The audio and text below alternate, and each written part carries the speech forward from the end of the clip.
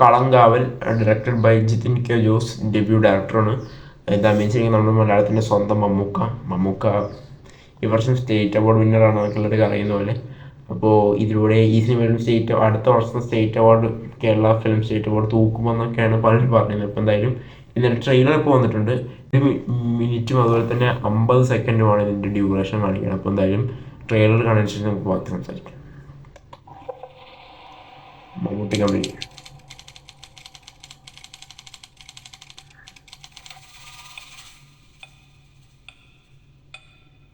തിരുവനന്തപുരം ജില്ലയുടെ തമിഴ്നാട് അതിർത്തിയോട് ചേർന്ന് കിടക്കുന്ന കോട്ടായിക്കോട് അവിടുത്തെ 2 യുവാക്കൾ തമ്മിലുണ്ടായ നിസ്സാരമായൊരു തർക്കം അവരുടെ സുഹൃത്തുക്കൾ ഏറ്റുപിടിച്ച് വലിയൊരു വഴക്കായി മാറി. പിന്നീട് അത് നാട്ടിലെ 2 പ്രബല സമുദായങ്ങൾ തമ്മിലുള്ള ഒരു ലഹളയായി മാറുന്നു. ആ വർഗീയ കലാപത്തിന്റെ തായ്വേരുകൾ തേടിച്ചെന്ന കേരള പോലീസ് പ്രത്യേക അന്വേഷണ സംഘത്തിനു മുന്നിൽ അവിചാരിതമായി തുറന്നു കിട്ടിയ ഞെട്ടിക്കുന്ന തെളിവുകളുടെ കഥ.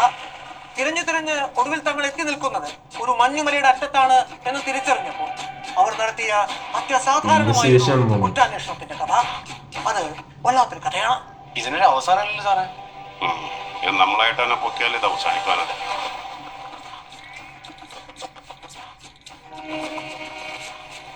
സാറേ, അവർ ഇത്രയൊക്കെ ചെയ്തിട്ട് എങ്ങനെയാണ് സാറേ ഞാൻ നമ്മളതിനെ തിരിച്ചു കൊടുക്കുന്നത്? സാറേ, നമ്മൾ വിചാരിച്ചത്ര ബ്രില്യൻ്റ് അല്ലെന്നാണ് തോന്നുന്നത്.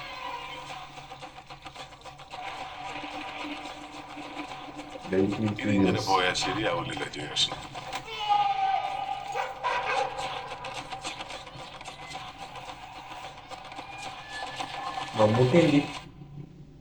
ഏറ്റവും കൂടുതൽ സുഖം കിട്ടുന്നത് എന്തിനെ കൊല്ലുമ്പോഴെന്നറിയോ?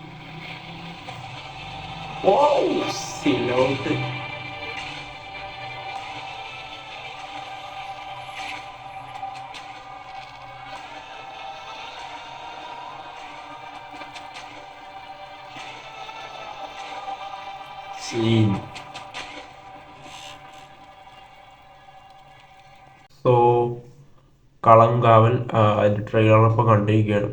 വളരെ നീറ്റായിട്ട് ട്രെയിലർ കട്ടെന്ന് എനിക്ക് പറയാനുള്ളത്. പക്ഷേ എന്തോ ഒരു സംതിങ് അവർ ഒരുപാട് ഹൈഡ് ചെയ്യുന്നുണ്ട്. അതാണ് ഞാൻ നീറ്റായിട്ടുള്ള ട്രെയിലർ കട്ടെന്ന് പറയാൻ കാരണം. വളരെ നന്നായിട്ട് ആ ട്രെയിലറും നല്ലോണം കട്ട് ചെയ്ത് വെച്ചിട്ടുണ്ട്. വളരെ നന്നായിട്ട് ഒരു ട്രെയിലർ എഡിറ്റ് ചെയ്തിട്ടുണ്ടെന്ന് എനിക്ക് പറയാതിരിക്കാൻ. അത് നന്നായിട്ട് ചെയ്തിട്ടുണ്ട്. പിന്നെ വിനായകൻ ആണ് ട്രെയിലർ കൂടുതലും കാണിക്കണം.